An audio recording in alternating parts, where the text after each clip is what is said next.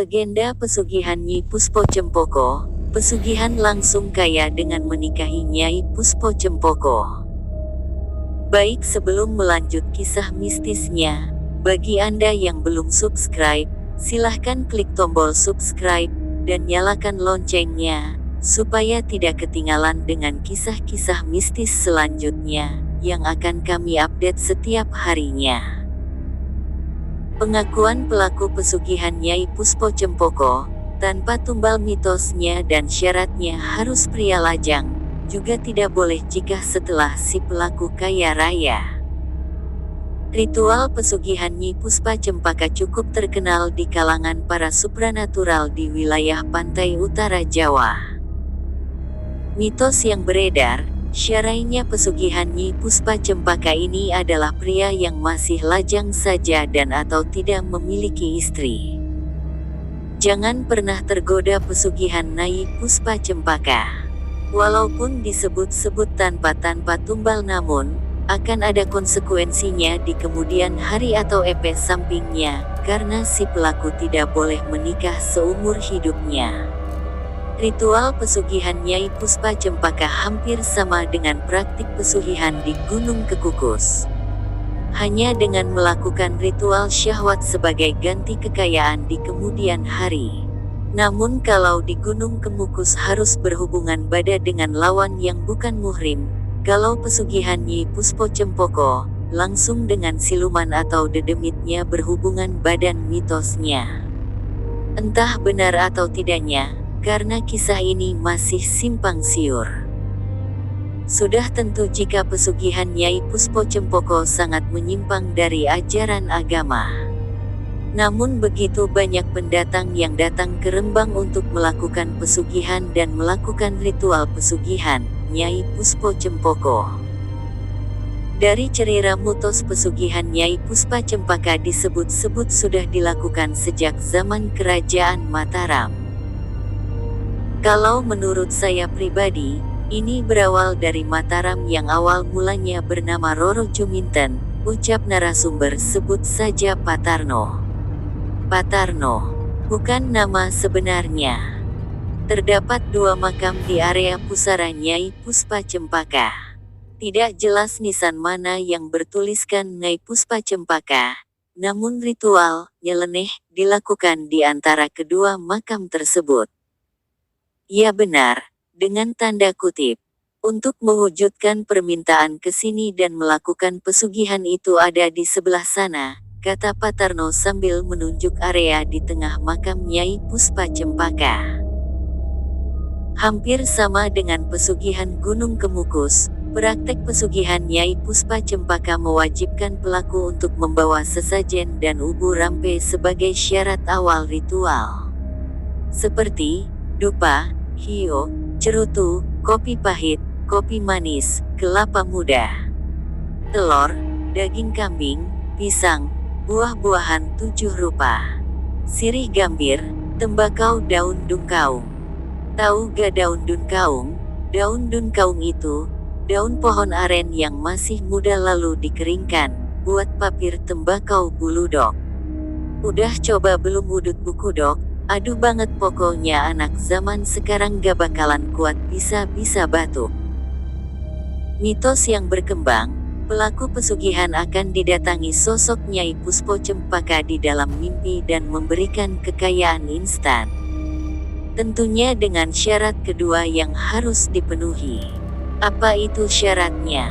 Syaratnya adalah di rumah harus menyediakan tempat kosong dan tidak boleh ada yang masuk ke sana, tutur narasumber, sebut saja nama narasumber Patarno ya.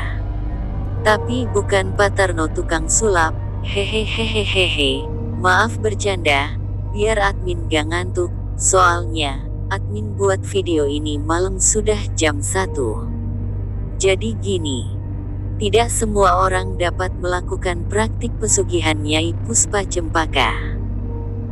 Hanya orang-orang tertentu yang telah memenuhi kriteria Nyai Puspo Cempoko akan didatangi sosok Nyai Puspa Cempaka, hingga melakukan ritual syahwat dengan Nyai Puspa Cempaka. Buah pahanya sangat putih, dan buah dadanya sangat bening, dan raut wajah yang sangat cantik dan wangi semerbak, kata Patarno.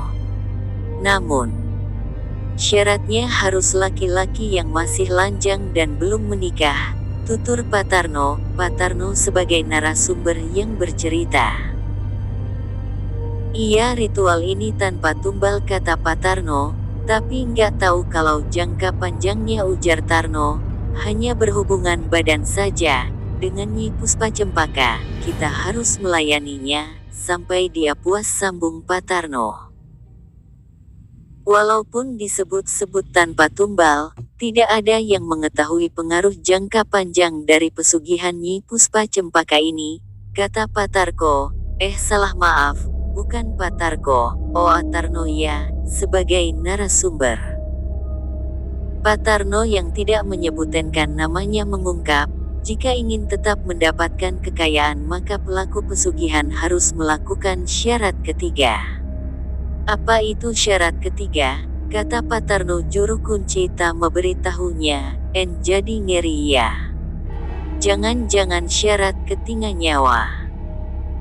Menurut pengakuan Patarno sebagai narasumber, sesajen yang dibawa diantaranya tumpeng kuning, bunga setaman, dupa, kemenyan, dan 2 butir kelapa hijau itu tidak boleh kelewat. Ritual pesugihan Nyai Puspa Cempaka yang disebut-sebut ada di Rembang, Jawa Tengah ini masih simpang siur dan belum tahu kejelasannya, atau mungkin hanya mitos belaka, cerita misteri yang belum jelas kebenarannya.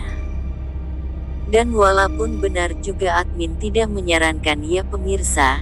Ingat pemirsa, hidup di dunia ini, kita hanya main-main saja dan sesaat, kita tidak bawa apa-apa saat kita mati, hanya kain kapan saja yang kita bawa.